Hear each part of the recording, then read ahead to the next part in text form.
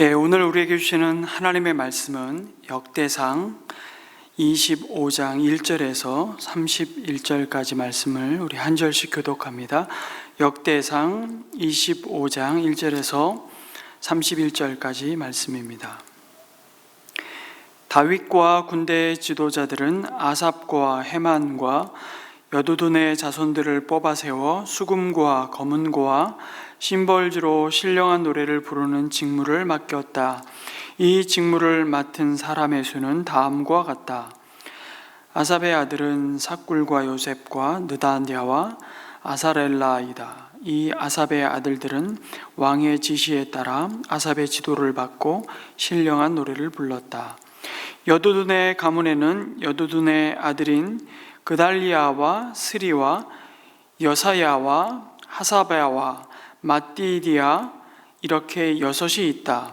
그들은 수금을 타면서 주님께 감사하며 찬양하며 예언하는 그들의 아버지 여두둔의 지도를 받았다. 헤만 가문에는 헤만의 아들인 붓기야와 마따니아와 우시엘과 스부엘과 여리못과 하나냐와 하나니와 엘리아다와 깃달디와 로맘디에셀과 요스부가사와 말로디와 호딜과 마하시옷이 있다. 이들은 모두 왕의 성견자 헤만의 아들이다. 그의 뿔을 높이 들어 주시겠다는 하나님의 말씀대로 하나님께서는 헤만에게 14아들과 3딸을 주셨다. 이들은 모두 그들의 아버지의 지도를 받으며 심벌주와 검은고와 수금을 타면서 주님의 성전에서 노래를 불렀다. 이들은 하나님의 성전에서 맡은 일을 할 때에 왕과 아삽과 여두둔과 헤만의 지도를 받았다. 이들과 이들의 친족의 수는 모두 288명이다. 이들은 모두 주님을 찬양하는 법을 배운 능숙한 사람들이다. 이들이 제비를 뽑아서 책임을 맡을 때에는 대가나 초보자나 스승이나 배우는 사람이나 구별을 두지 않았다. 첫째로 제비 뽑은 사람은 아삽 가문의 요셉과 그 아들과 형제 12명, 둘째는 그달리아와 그 형제와 아들 12명, 셋째는 삭굴과 그 아들과 형제 12명, 넷째는 이스리와 그 아들과 형제 12명, 다섯째는 느다냐와 그 아들과 형제 12명, 여섯째는 붓기야와 그 아들과 형제 12명, 일곱째는 여사렐라와 그 아들과 형제 12명, 여덟째는 여사야와 그 아들과 형제 12명, 아홉째는 마따니아와 그 아들과 형제 12명, 열째는 시므이와 그 아들과 형제 12명, 열한째는 아사렐과 그 아들과 형제 12명, 열두째는 하사베와 그 아들과 형제 12명, 열셋째는 수바엘과 그 아들과 형제 12명, 열넷째는 마띠디아와 그 아들과 형제 12명, 열다섯째는 여레목과 그 아들과 형제 12명, 열여섯째는 하나냐와 그 아들과 형제 12명, 열일곱째는 요스부가사와 그 아들과 형제 12명, 열여덟째는 하나니와 그 아들과 형제 12명, 열아홉째는 말로디와 그 아들과 형제 12명, 스무째는 엘리아다와 그 아들과 형제 12명, 스물한째는 호딜과 그 아들과 형제 12명, 스물두째는 깃달디와 그 아들과 형제 12명, 스물셋째는 마하시옷과 그 아들과 형제 12명, 스물넷째는 로맘디에셀과 그 아들과 형제 12명이 뽑혔다. 아멘. 오늘 말씀은 다윗이 레위인 사역자 중에 찬양과 연주를 전담할 찬양대를 조직하는 말씀입니다. 이스라엘의 역사에서 성전 예배를 위한 공식적인 찬양대는 바로 이 다윗 시대에 와서 처음으로 조직이 되는데, 규례를 따라 레위 자손 중에서 세 가문이 책임을 맡게 했습니다. 그 가문은 게르손 계열의 아삽과 무라리 계열의 여두둔, 그리고 그핫 계열의 헤만을 책임자로 세웠습니다. 그리고 그들을 중심으로 제사장 그룹을 나눴던 것처럼 24반차로 나누어서 찬양의 직무를 맡겼던 겁니다.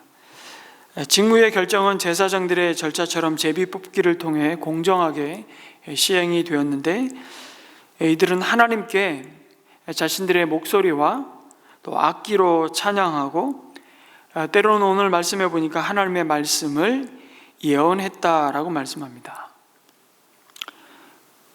1절에서 3절에 반복되는 이들의 직무가 신령한 노래를 부르는 자들이었다고 말씀하는데, 이 신령한 노래의 원래의 뜻은 예언하다라는 의미를 갖고 있습니다. 예언자는 우선 하나님의 말씀을 대변하는 자입니다. 자신의 의견과 주장을 드러내는 자가 아니라, 자신의 목소리를 노래하는 자가 아니라 하나님의 뜻과 마음을 대언하는 것이죠. 그래서 찬양도 단순히 성전에서 드릴 제사와 그 예배를 위한 배경음악이 아니라 성령의 감동 주심을 따라 하나님의 말씀을 선포하는 예언자적인 사역임을 증거하고 있습니다.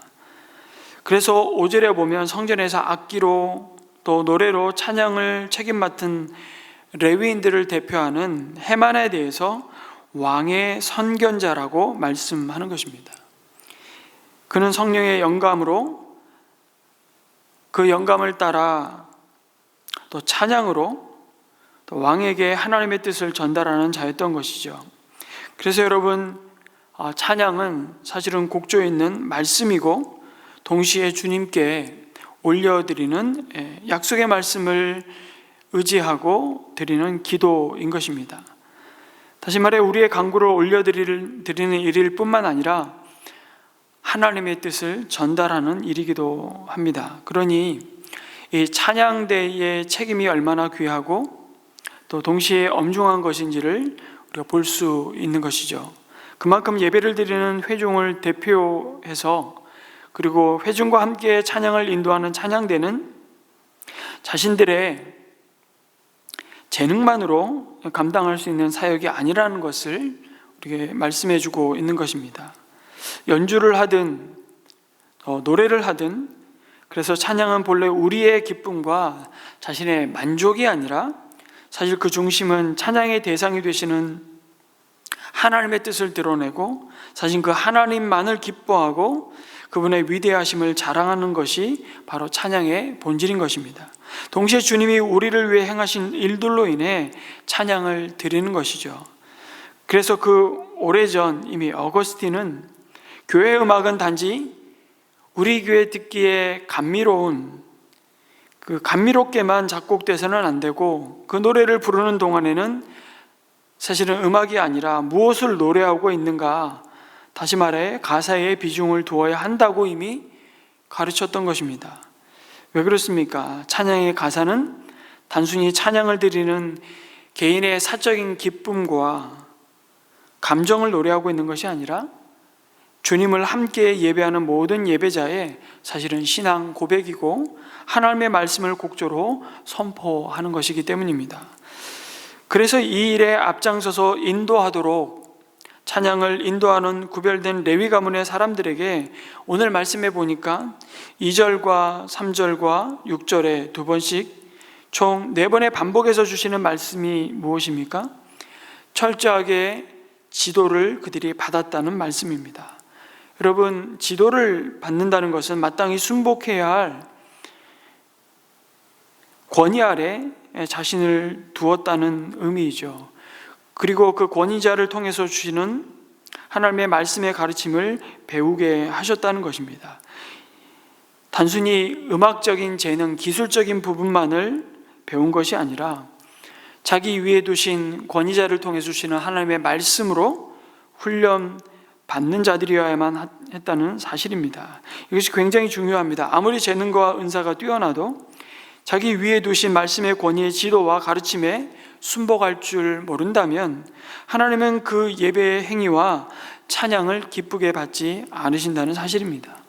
그리고 오히려 교회와 그 가르침을 순박할 줄 모르면 교회와 교회가 하나님께 드리는 공적 예배는 오히려 무질서해진다는 사실입니다.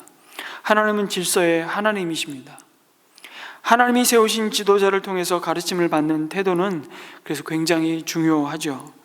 교회에서 은사를 따라 봉사하기 전에 그래서 반드시 생명의 삶 공부를 마치고 적어도 세례를 받은 정회원이어야 우리는 교회의 봉사의 책임을 맡기고 또 그 봉사에 함께 참여할 수 있는 이유가 바로 그것입니다. 그렇지 않으면 균형을 잃어버리고 교만해지거나 실조가 있을 뿐만 아니라 교회의 덕을 세우기보다는 그 섬김을 통해 오히려 자신의 만족과 영광을 위해 봉사할 수 있기 때문입니다.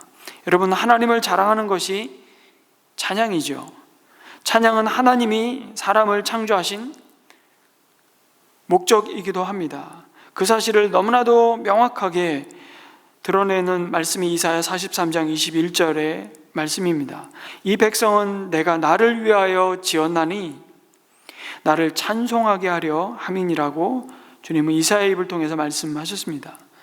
그래서 언제나 주어를 하나님으로 하는 말이 찬양인 것입니다.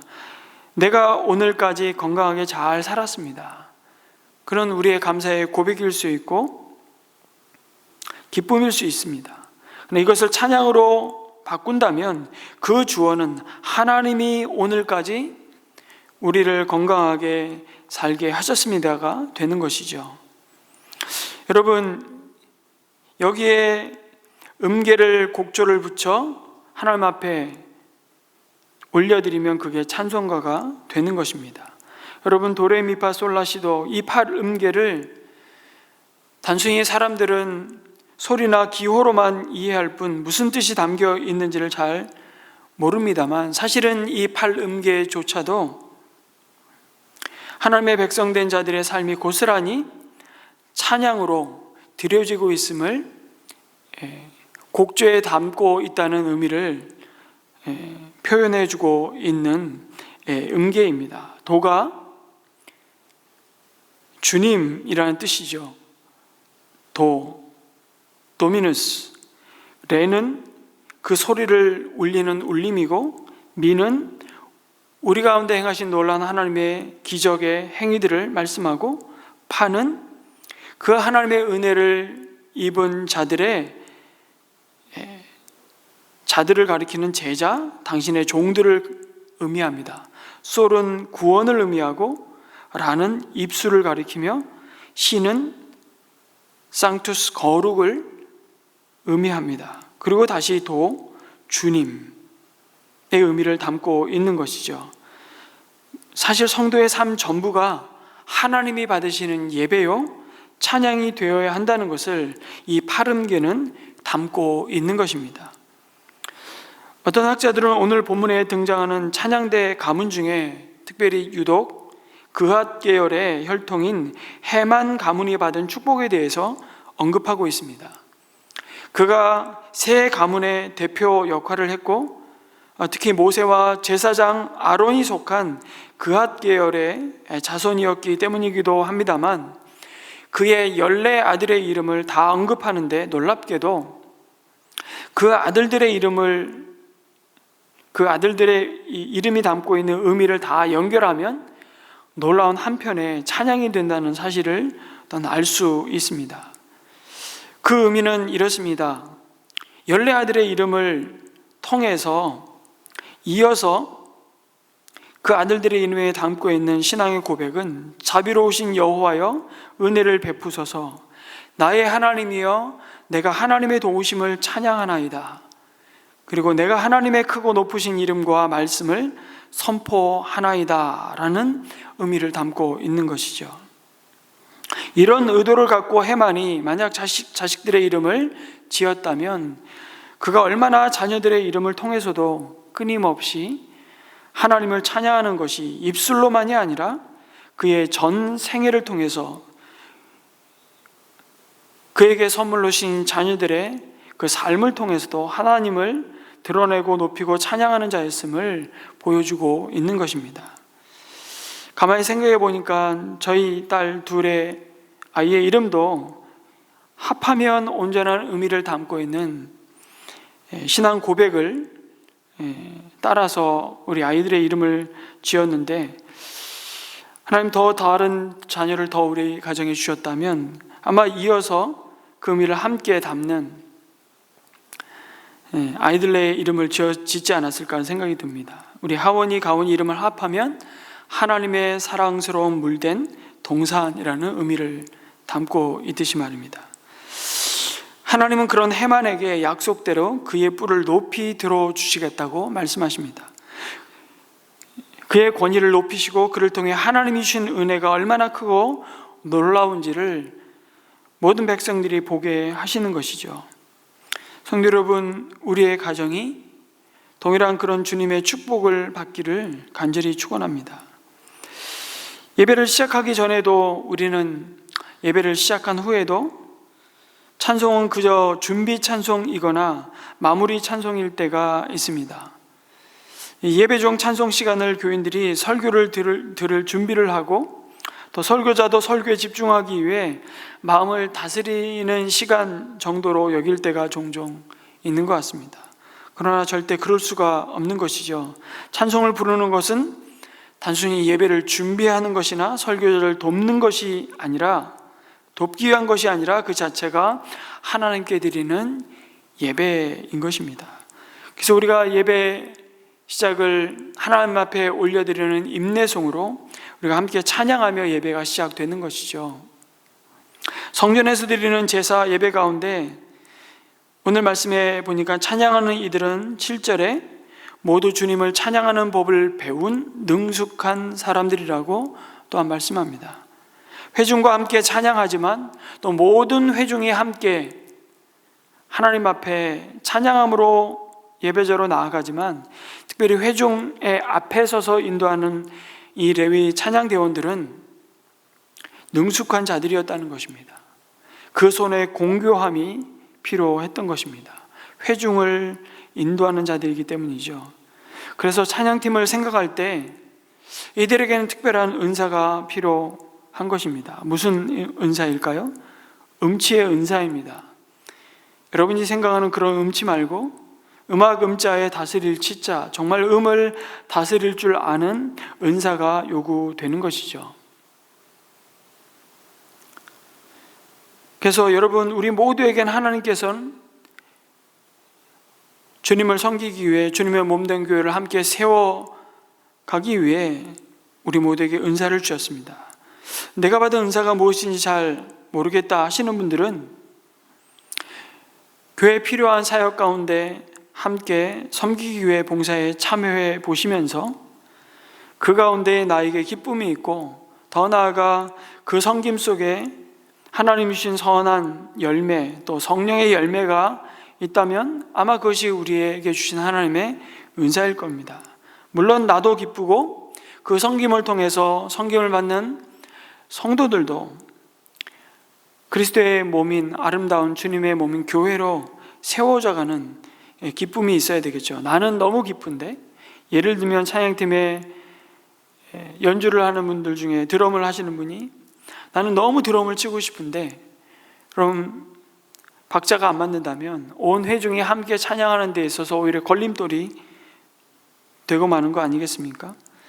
그래서 우리는 그렇게 은사를 발견하면서 하나님의 교회를 함께 또 예배 가운데 하나님 앞에 온전한 예배로 드리기 위해 우리에게 주신 은사를 따라 섬기는데, 물론 주님의 몸된 교회를 세우고 섬기기 위해서 우리 모두에게 사실은 다양한 은사를 주셨습니다.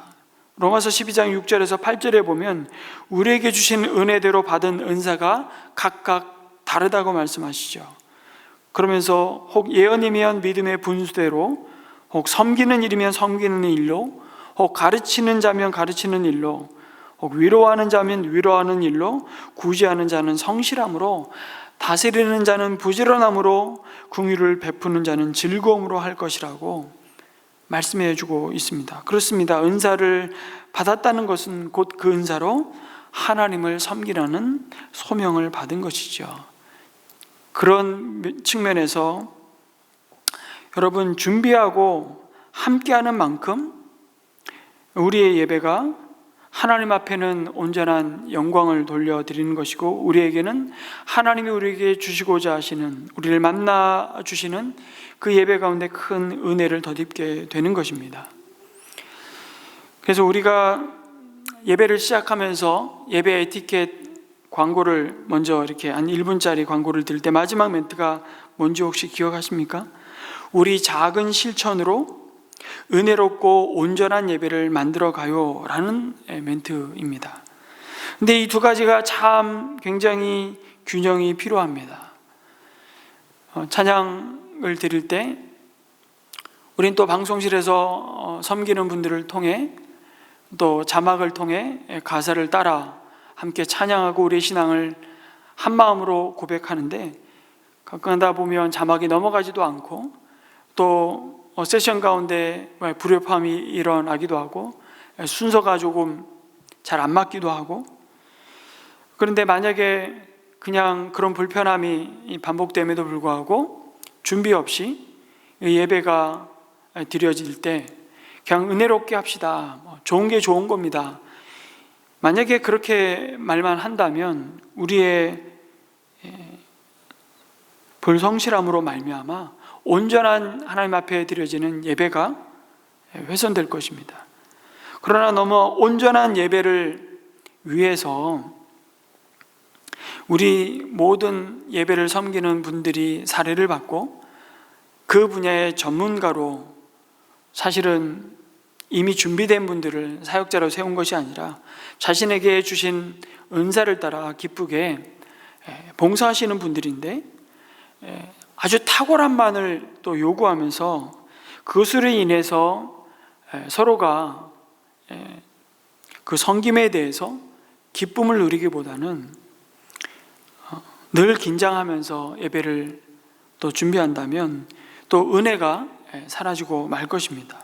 그래서 우리는 우리 손의 공교함과 우리 마음의 성실함으로 준비하는 이 균형이 늘 우리의 기도 제목이기도 하죠.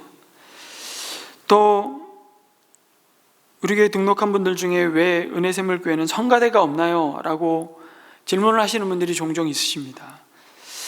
처음에 그것이 너무 낯설고 전통적인 이제 예배에 익숙하고 예배를 드리셨던 분들에게는 예배에 뭔가 중요한 순서가 빠진 듯한 느낌을 받는다고 말씀을 하시는데요, 특별한 이유는 없습니다. 다만 교회의 존재 목적에 우리가 집중하고자 해서 성가대를 섬기는 분들이 대체로 보면 다들 오랜 교회 생활을 하시면서 헌신적인 분들인데, 가만히 보니까 다 성가대 봉사를 하시면서 거기에 만족하시고 거기에 대부분의 많은 에너지를 쓰시죠.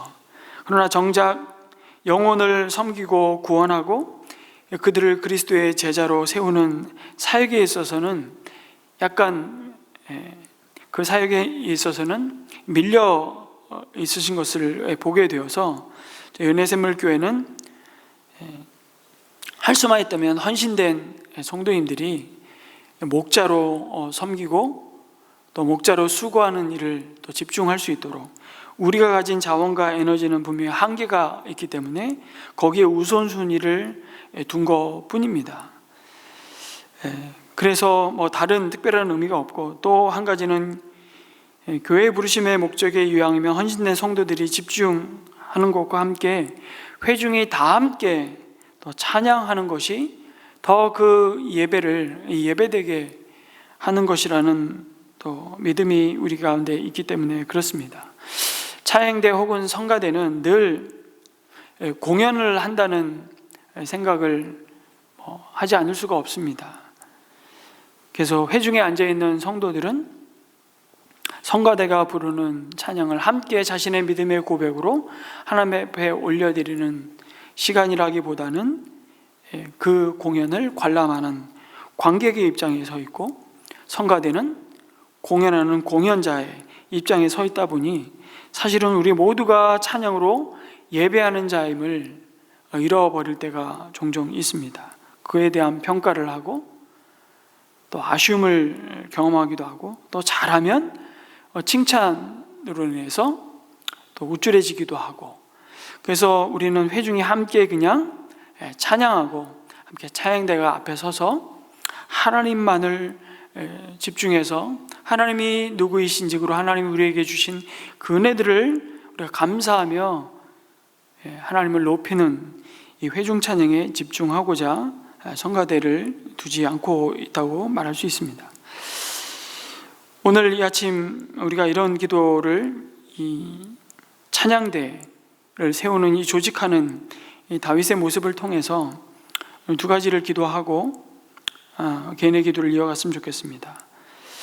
은혜샘물교회가 온전한 예배자로 준비되게 하시고 우리 모든 성도가 전심으로 하나님을 찬양하며 하나님을 기뻐하며 하나님을 즐거워하는 예배자가 되게 하여 주시고, 특별히 예배를 섬기는 우리 찬양대와 방송으로 또 안내로 예배의 순서를 준비하고 섬기는 모든 주님의 종들이 늘 은혜 가운데 충만케 하시고 성령으로 충만케 하시고 하나님만이 영광 받으시며 그 수고와 섬김을 통해 하나님의 은혜만이 찬양될 수 있도록, 그리고 그 봉사자들이 마음의 성실함과 그 손의 공유함을 더하셔서 그 예배가 더욱 온전하고 은혜롭게 드려지는 예배가 될 수 있도록 우리 은혜샘물교회 모든 공적인 예배를 위해서 우리 늘 기도해 주셨으면 좋겠고요. 오늘은 수요일 나라와 민족을 위해서 또 함께 기도합니다. 이 나라의 민족을 위해서 기도하시고 개인의 기도를 이어가도록 하겠습니다.